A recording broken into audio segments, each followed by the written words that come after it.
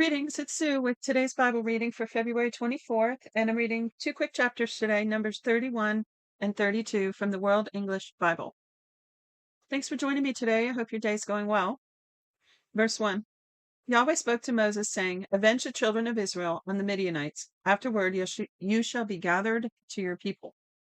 How'd you like to be given that message? Go do this, and after that, you're going to die. Wow.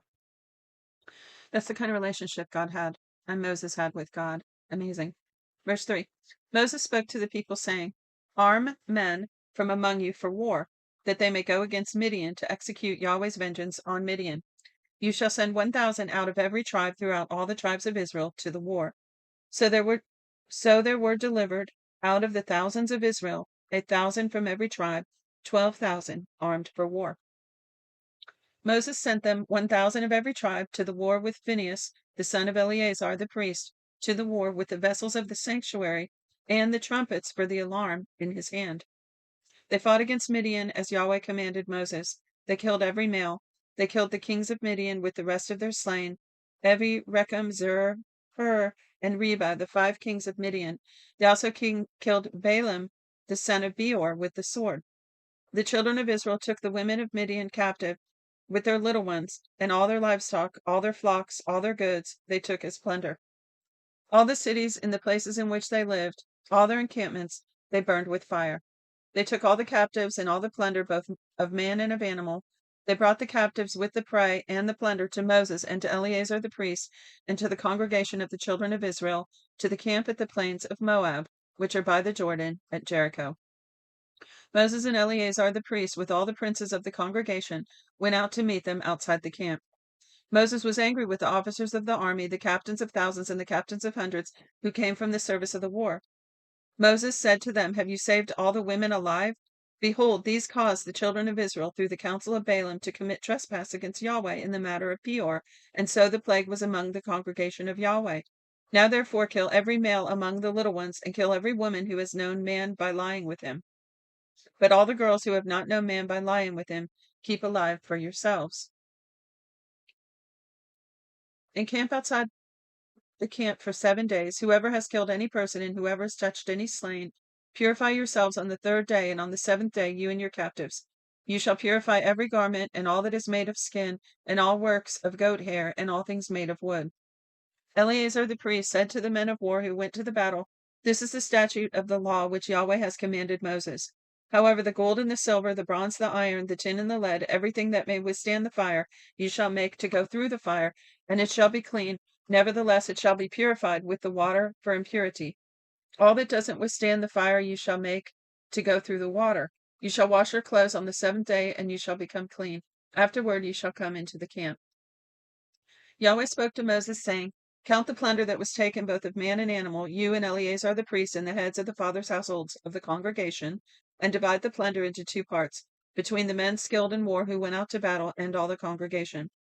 Levy a tribute to Yahweh of the men of war who went out to battle, 1 soul of 500 of the persons of the cattle and of the donkeys and of the flocks. Take it from their half and give it to Eleazar the priest for Yahweh's wave offering. Of the children of Israel, half you shall take, 1 drawn out of every 50 of the persons, of the cattle, of the donkeys, and of the flocks, of all the livestock, and give them to the Levites who perform the duty of Yahweh's tabernacle. Moses and Eleazar the priest did as Yahweh commanded Moses. Now the plunder over and above the booty which the men of war took was 675,000 sheep, 72,000 head of cattle, 61,000 donkeys, and 32,000 persons in all, of the women who had not known man by lying with him. The half which was the portion of those who went out to war was in number 337,500 sheep, and Yahweh's tribute of the sheep was 675. The cattle were 36,000, of which Yahweh's tribute was 72. The donkeys were 30,500, of which Yahweh's tribute was 61. The persons were 16,000, of whom Yahweh's tribute was 32 persons. Moses gave the tribute, which was Yahweh's wave offering, to Eleazar the priest, as Yahweh commanded Moses, of the children of Israel's half, which Moses divided off from the men who fought. Now the congregation's half was 337,500 sheep, 36,000 head of cattle, 30,500 donkeys, and 16,000 persons.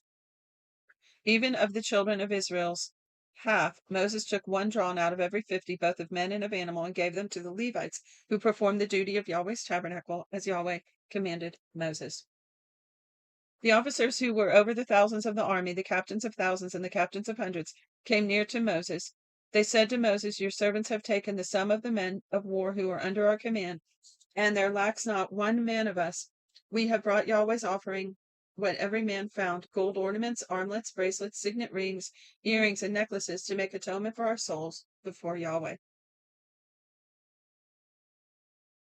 Moses and Eleazar the priest took their gold, even the worked jewels, and all the gold of the wave offering that they offered up to Yahweh, of the captains of thousands and of the captains of hundreds, was 16,750 shekels.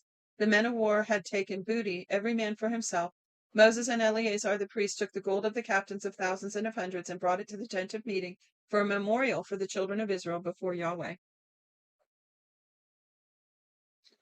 Now the children of Reuben and the children of Gad had a very great multitude of livestock. They saw the land of Jazer and the land of Gilead. Behold, the place was a place for livestock.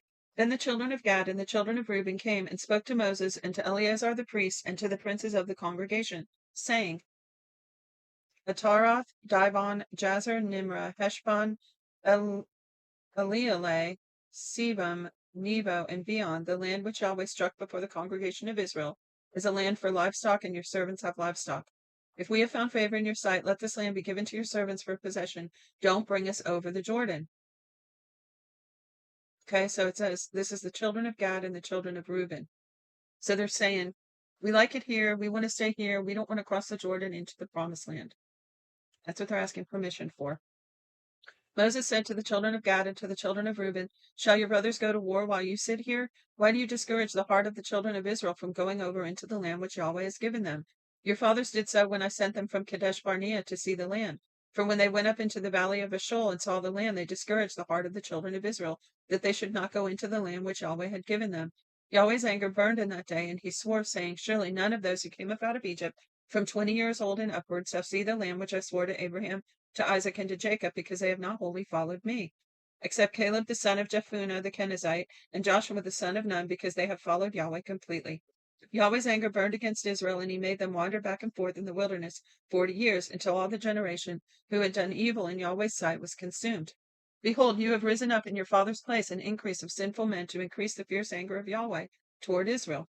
For if you turn away from after him, he will yet again leave them in the wilderness, and you will destroy all these people.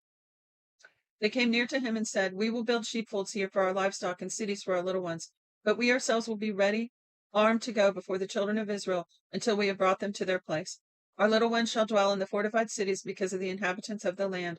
We will not return to our houses until the children of Israel have all received their inheritance, for we will not inherit with them on the other side of the Jordan and beyond, because our inheritance has come to us on this side of the Jordan eastward. Moses said to them, if you will do this thing, if you will arm yourselves to go before Yahweh to war, and every one of your armed men will pass over the Jordan before Yahweh until he has driven out his enemies from before him, and the land is subdued before Yahweh, then afterward you shall return and be clear of obligation to Yahweh and to Israel. Then this land shall be your possession before Yahweh. So, in case you don't know, just to give you a visual while we're reading this, if you look at the land of Israel, in a north-south orientation, you have the Sea of Galilee, and then the Jordan River runs south below it. I guess the Sea of Galilee empties into the Jordan and it runs southward. And down at the end of that is the Dead Sea. And so I guess it must, I'm just thinking out loud, because I think the Dead Sea is a much lower sea level. But that's not my point. My point is just to give you a visual. So if you have the Jordan River running north-south, then all this is taking place on the eastern side. So looking at the map to the right of the river, and they're going to cross over, going westward into that the Canaan land on the west side of the Jordan. So here's the tribes of Gad and Reuben that want to go ahead and settle on the east side and not cross over. But they've said, if you let us do that, we'll go ahead and go to war with you and subdue the giants that are on the other side, but we'll come back over here to live. Um, Verse 23. But if you will not do so, behold, you have sinned against Yahweh, and be sure your sin will find you out. Build cities for your little ones and folds for your sheep, and do that which has proceeded out of your mouth. When they talk about these things, they say it so simply, but you can imagine how much time all this took. Going to war against the Midianites, how long did that conquest last? And then here he's saying, go ahead and build your livestock. Your, what do you say?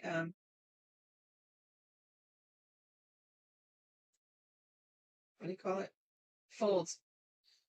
Cities and for your little ones and folds for your sheep. That must have taken a while. I know they had tens of thousands of people to do the work, but still. Verse 28. So Moses commanded, wait, I think I skipped one part. The children of Gad and the children of Reuben spoke to Moses, saying, your servants will do as my Lord commands. Our little ones, our wives, our flocks, and all our livestock shall be there in the cities of Gilead. But your servants will pass over, every man who is armed for war before Yahweh to battle, as my Lord says. Now remember, this is more than likely, there's some debate about this, but more than likely, genetically corrupted races of people, these giants. And I personally believe that's why they had them go ahead and kill any of the women that had been with them, because then they were going to be able to procreate more of this illegitimate, if you will, race. It's unsanctioned and very destructive and evil, wicked races of people. So this isn't God just, having some sort of prejudice against humans. These were a different creature, almost, if you will, that he was eradicating off the face of the earth. Very destructive, very evil races of people. So it says, and I can't even go a step further. This is all speculation, guys. This isn't doctrine, but some speculate that the reason they populated the land of Canaan, the reason the enemy did that, is because God had made that promise to Abraham that that would be his land. So what would you do if you were the enemy of God? You would populate it and try to take that land first, right? Make it difficult. So there's whole books written about that. It's very interesting. But if you understand some of that, you can understand the story a little better and why and how it played out the way it did. It's actually the storyline that runs from Genesis to Revelation. Excuse me. So where did I leave off here? Verse 28 again. So Moses commanded concerning them to Eleazar the priest, and to Joshua son of Nun, and to the heads of the fathers' households of the tribes of the children of Israel. Moses said to them, if the children of Gad and the children of Reuben will pass over with you over the Jordan, every man who is armed to battle before Yahweh, and the land is subdued before you, then you shall give them the land of Gilead for possession. But if they will not pass over with you armed, they shall have possessions among you in the land of Canaan.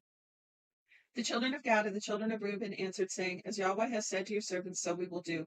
We will pass over armed before Yahweh into the land of Canaan, and the possession of our inheritance shall remain with us beyond the Jordan.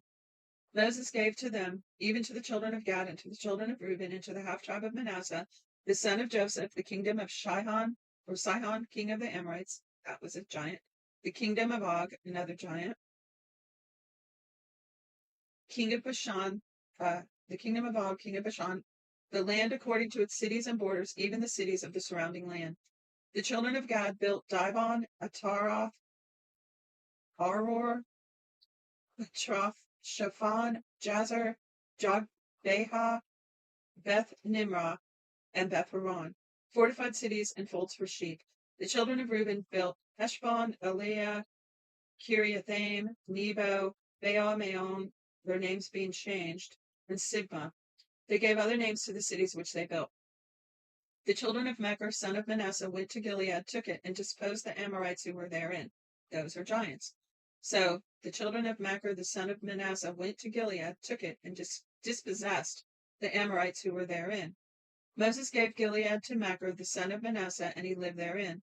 Jair, the son of Manasseh, went and took its villages and called them Havoth Jair. Nobah went and took Kenath and its villages and called it Nobah after his own name.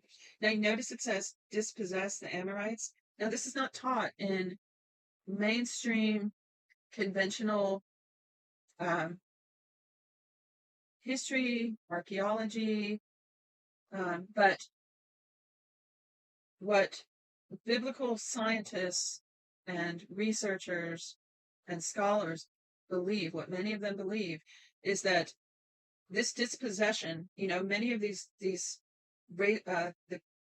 inhabitants of Canaan, these evil races of people, many of them were killed, but they also scattered into surrounding areas, even they believe as far as the Americas. And this is why they're finding archaeological artifacts all over the world, all through the Levant, in Greece, in Northern Africa, and even the US, that have ties to this region. They have writings, they have DNA samples, they have Phoenician and Egyptian items found in the US. They have this whole pathway they can see that looks like this might have been from when this group dispersed when they were being invaded. It's very interesting theory, call it a theory, but they have a ton of research supporting that historical narrative. Very, very interesting. Look into it sometime. And that knowledge, that historical account makes so much of the Bible fall into place. So it's worth noting. Well, that's it for today's reading. Thanks for joining me. Tomorrow we'll have 2 more chapters, and there are 2 more readings out of this book. So we have tomorrow's and the next day, and then we're off into the book of Deuteronomy. Thanks for joining me. God bless you. Till next time. Well, if anyone's still listening, I want to add a thought to what I was saying about the dispersion of the giant races from Canaan. I re-listened to it and had a couple extra thoughts I want to be sure to add to that. One, I mentioned that they have found these archaeological items, and not just archaeological, but historical writings, legends among native civilizations, not just in the areas I mentioned, but also Central and South America and beyond, other places as well. I just didn't want to. I wanted to make sure to include that because it's numerous. They include many of the great wonders of the world, the mystery megaliths, and other such architecture that no one seems to be able to explain. And most importantly, what they found are skeletons, extremely large skeletons throughout many of these regions. You can find this thanks to the prolific knowledge base of the internet and some diligent scholars. You can find much of this information out there. Credible scholarly information, references about this subject if you're interested. A lot of it in the, like I said, mainstream universities and the Smithsonian circles it just won't be acknowledged because they don't, they're following that Darwinian mindset. But if you believe the Bible's true and you follow these researchers of integrity and see how these pieces fit into the Bible, and all the answers aren't there yet, but it's very intriguing and interesting to look into because it not only holds tidbits from the past and not only information to help understand the Bible, but it's clues to what's coming in the future. Because Jesus said, as it was in those days, so it's going to be at the coming of the Son of Man. So it's important. It isn't just reckless speculation. It's an important part of biblical research that needs to be given serious consideration. So that's all I'll share about that for today. See you later.